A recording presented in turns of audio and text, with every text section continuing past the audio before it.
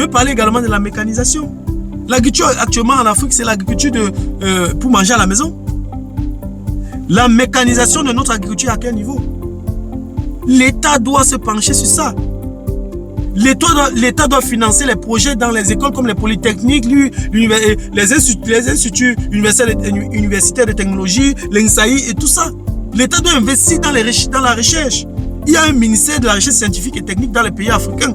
L'État doit investir dedans, doit subventionner les recherches. Pour qu'on ait les machines, pour qu'on essaie de mécaniser notre agriculture, parce que l'agriculture est notre force. Voilà les volets sur lesquels l'État doit travailler. Oui. Sinon, on ne pourra pas développer notre agriculture. Je dis, comme je l'ai dit tantôt, l'agriculture actuellement en Afrique, c'est l'agriculture pour manger à la maison. S'il faut déjà que cette agriculture-là soit industrielle, qu'on va concurrencer les autres nations, il va falloir mécaniser. Ça sera pour l'agriculture avec la houe ou bien avec la machette. Il faut les engins. Et ça coûte de l'argent. Et il faut également le maintien de ces machines-là. Ça veut dire qu'il faut former les techniciens pour ça. Oui. Tout ce qui concerne l'organisation administrative de l'agriculture, il faut également des personnes qui soient formées. C'est valable également, ce que je dis est valable également pour l'élevage. L'agriculture et l'élevage vont même ensemble. Il n'y a pas d'agriculture sans élevage, il n'y a pas d'élevage sans agriculture. Parce qu'on utilise par exemple les excréments des animaux pour utiliser ça comme engrais pour l'agriculture. On utilise également les produits de l'agriculture pour nourrir les animaux. Donc les deux vont de pair.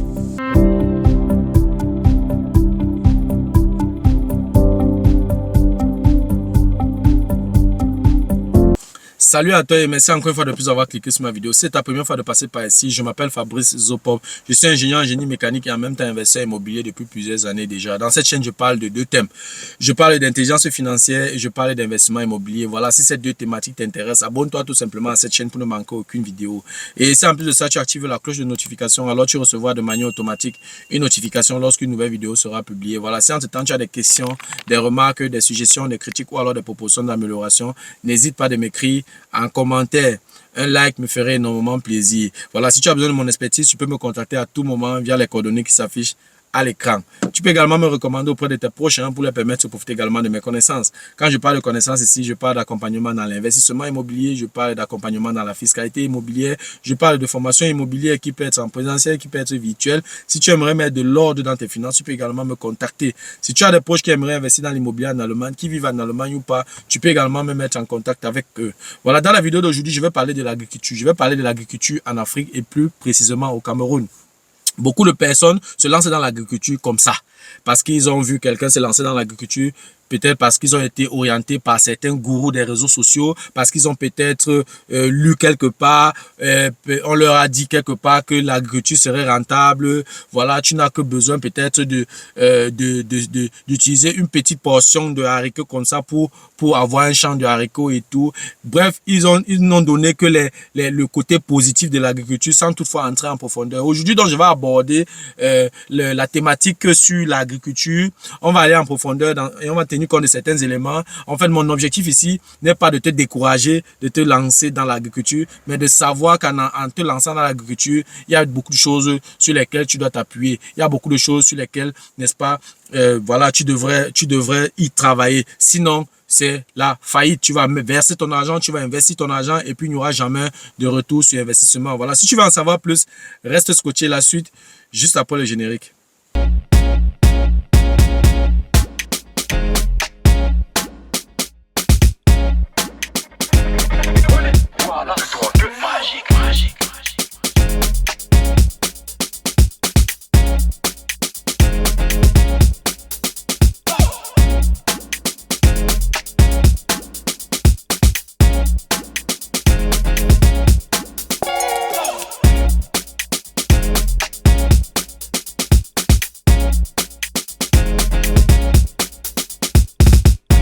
Donc, en dehors de ça, il y a également un élément extrêmement important que beaucoup de jeunes investisseurs, ils n'ont même pas pris le temps de se renseigner. Je pense en 2014, l'État camerounais a signé le partenariat des accords, de partenariat économique avec l'Union européenne. C'est quoi les APE? C'est-à-dire que ce partenariat stipule que l'Europe et le Cameroun, ou l'Union européenne et le Cameroun, ce qui est d'abord incroyable, un seul pays, Cameroun, va signer un accord de partenariat économique avec une union. Ça veut dire que c'est incroyable. Ça veut dire que, mais en fait, c'est la destruction du Made in Cameroun. C'est ce que ça veut dire, en fait. Donc, comme je disais tantôt, ce partenariat, cet accord stipule que le Cameroun et l'Union européenne, il y a un libre-échange. C'est-à-dire que l'Union européenne peut vendre ses produits au Cameroun sans problème. On va presque annuler tout ce qui est comme taxes douanières, tout ce qui est comme tout ce qui est comme taxes douanières, on va réduire ou bien on va annuler carrément et vice versa. Or, le Cameroun a oublié qu'il n'exporte presque rien. En fait, c'est une façon de dire que aux Européens, à l'Union européenne, que venez verser vos produits sur le sol camerounais. Parce que ça ne va pas payer de douane, il n'y aura pas de taxes douanières. C'est incroyable. Qu'est-ce que vous pensez? Ici, là, ils ont un système qu'on appelle le système de quotas. Par exemple, un producteur de pommes, il a une quantité de pommes qu'il doit fournir sur le marché. Si on dit, par exemple, il doit fournir 10 000 tonnes par an et qu'il a produit, je sais pas, je dis une bêtise, 15 000 tonnes, il reste 5 000 tonnes. Qu'est-ce qu'il fait de 5 000 tonnes? Il prend les 5 000 tonnes là, il peut même vendre ça, il peut même jeter. Il ne paie pas. Les 5 000 tonnes là, c'est ça qui vient maintenant en Afrique.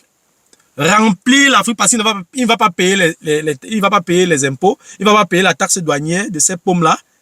Ça va venir donc envahir le marché. Un petit producteur local qui fait ses pommes, qui dépense tout ce qu'il dépense, il ne peut pas vendre au même prix. Donc, cet accord de partenariat économique en fait, c'est ce qui va détruire l'industrie locale. Donc, chaque investisseur qui se lance dans l'agriculture doit penser à ça. Que le marché est gâté par cet accord. Ça n'a aucun sens.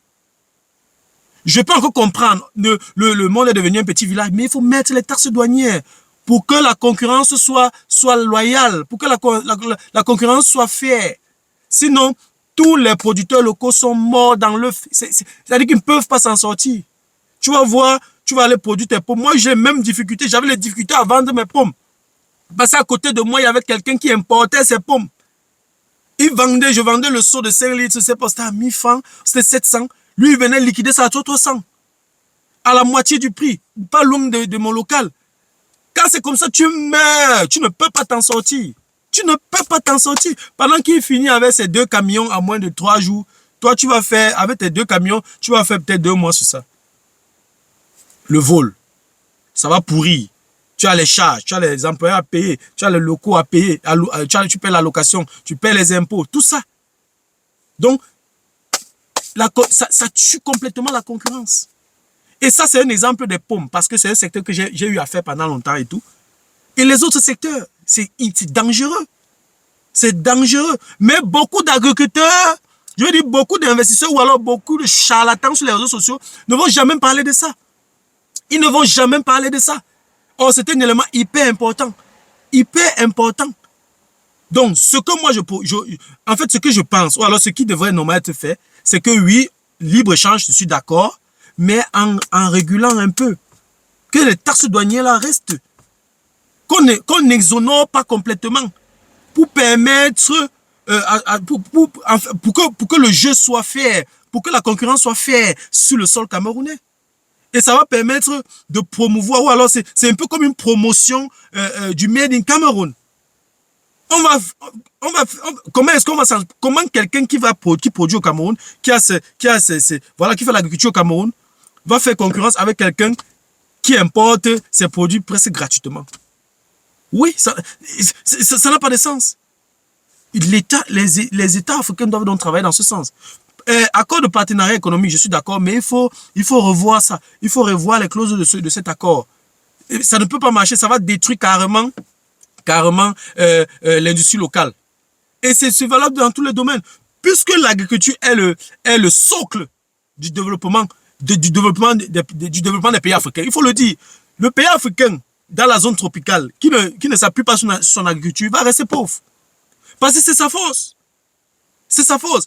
Mais si vous permettez aux pays étrangers de venir remplir votre marché sans payer les taxes douanières, avec les produits que vous pouvez, avec les produits que vous pouvez cultiver, ou alors avec les cultures, avec les produits que vous pouvez faire sur place, vous pouvez produire sur place, je m'excuse de la tautologie, c'est fini. Ça détruit votre tissu économique. Donc, il faut éviter ça. Donc, tout agriculteur ou alors tout investisseur, il faut penser à cet élément-là. Donc, vous qui informez les gens dans l'agriculture, dites-leur ça. C'était la même chose avec cette histoire de poulet congelé. Oui, si on permet aux poulets congelés d'aller au Cameroun sans payer de taxes douanières, on sait à combien ça coûte ici. Il fonctionne ici en termes de quotas. Le reste, on va envoyer en Afrique. Oui, on va remplir déjà nos villes, nos pays en Afrique avec des poulets malades. On vend ça moins cher. Quelqu'un qui a sa ferme au pays, sur place, qui est un éleveur et tout, il ne peut pas venir vendre un poulet qu'il a élevé en 45 jours au même prix. Il ne peut pas. Il ne pourra pas s'en sortir. Il ne pourra pas s'en sortir. Donc, je vais dire, l'agriculture, oui, mais il faut réguler encore. Il faut encore beaucoup travailler sur notre agriculture. Lorsque j'ai fini de dire ça, je vais parler également de la mécanisation. L'agriculture actuellement en Afrique, c'est l'agriculture pour manger à la maison. La mécanisation de notre agriculture à quel niveau? L'État doit se pencher sur ça. L'État doit financer les projets dans les écoles comme les polytechniques, les instituts universitaires de technologie, l'INSAI et tout ça. L'État doit investir dans la recherche. Il y a un ministère de la recherche scientifique et technique dans les pays africains. L'État doit investir dedans, doit subventionner les recherches. Pour qu'on ait les machines, pour qu'on essaie de mécaniser notre agriculture, parce que l'agriculture est notre force. Voilà les volets sur lesquels l'État doit travailler. Oui. Sinon, on ne pourra pas développer notre agriculture. Je dis, comme je l'ai dit tantôt, l'agriculture actuellement en Afrique, c'est l'agriculture pour manger à la maison. S'il faut déjà que cette agriculture-là soit industrielle, qu'on va concurrencer les autres nations, il va falloir mécaniser. Il va falloir mécaniser. Ça sera pour l'agriculture avec la houe ou bien avec la machette. Il faut les engins. Et ça coûte de l'argent. Ça coûte de l'argent. Et il faut également le maintien de ces machines-là. Ça veut dire qu'il faut former les techniciens pour ça. Oui. Tout ce qui concerne l'organisation administrative de l'agriculture, il faut également des personnes qui soient formées. C'est valable également, ce que je dis est valable également pour l'élevage. L'agriculture et l'élevage vont même ensemble. Il n'y a pas d'agriculture sans élevage, il n'y a pas d'élevage sans agriculture. Parce qu'on utilise par exemple les excréments des animaux pour utiliser ça comme engrais pour l'agriculture. On utilise également les produits de l'agriculture pour nourrir les animaux. Donc les deux vont de pair. Oui, si tu veux ouvrir un restaurant où vraiment tu veux vraiment faire de la valeur ajoutée, tu fais l'élevage et l'agriculture, tu vas te faire beaucoup d'argent. Oui. Oui, donc je vais dire surtout ceux qui sont à l'étranger, qui rêvent grand, qui veulent se lancer dans l'agriculture, et ils ne tiennent pas compte de ces aspects-là que je viens d'énumérer dans cette vidéo. Alors, ils vont faire beaucoup d'erreurs. Moi, j'ai tapé poteau plusieurs fois dans les investissements dans l'agriculture en Afrique. Donc, je parle par expérience. L'agriculture n'est pas seulement aller s'aimer 2 grains de maïs ou bien 2 grains d'haricots. Non, l'agriculture, c'est beaucoup plus que ça. Donc, tous les ingénieurs, tous ceux qui sont formés à Polytechnique, tous ceux qui sortent de l'université, des instituts universitaires de technologie, tous ceux qui sortent de l'INSAI, de Ngaoundéré, même les ingénieurs qui sont à l'extérieur, si vous voulez vraiment que notre agriculture soit développée, vous savez ce qu'il faut faire. Il faut mécaniser. Et pour mécaniser, c'est un concours de plusieurs personnes. Il y a même les informaticiens doivent intégrer. Et ceux qui veulent même investir dans l'agriculture, il va falloir informatiser pour pouvoir avoir une chance de piloter ça à distance. Il faut digitaliser. Et quand on parle déjà de digitaliser, on voit déjà les experts informaticiens. On parle déjà des ingénieurs informaticiens. Donc je veux dire, ce n'est pas, comme j'ai dit, ce n'est pas seulement un éleveur, un cultivateur. Non. En fait, c'est tout un domaine, c'est tout un secteur qu'il faut réorganiser, il faut investir.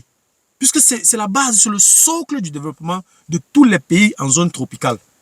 Et beaucoup de pays ont compris ça. Allez au Brésil, allez en Amérique du Sud. Les gars ont mécanisé leur agriculture. Partout, dans la plupart des supermarchés, c'est des produits qui viennent du Costa Rica, qui viennent du Brésil, qui viennent de cette zone-là, de l'Amérique du Sud. L'Afrique a du potentiel. L'Afrique a du potentiel. Mais on ne peut rien faire s'il n'y a pas une volonté gouvernementale. Oui, tout en commençant d'abord par ces accords de partenariat économique. Ça détruit l'industrie locale. Il faut le dénoncer. Tous ceux qui s'intéressent aux finances, tous ceux qui s'intéressent à l'agriculture, tous ceux qui s'intéressent à l'investissement, il faut dénoncer ça. Cet accord de partenariat économique est à revoir, à refaire. Il faut revoir ça. Je suis d'accord.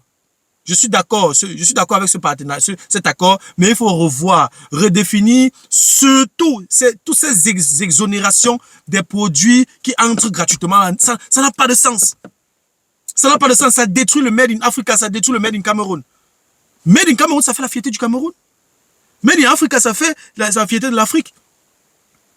Donc, il faudrait que le gouvernement travaille intensément dans ce sens-là. Et vous, les investisseurs, ne lancez plus votre argent au hasard. L'agriculture, ce n'est pas c'est pas seulement aller s'aimer du haricot ou du maïs. C'est beaucoup plus que ça.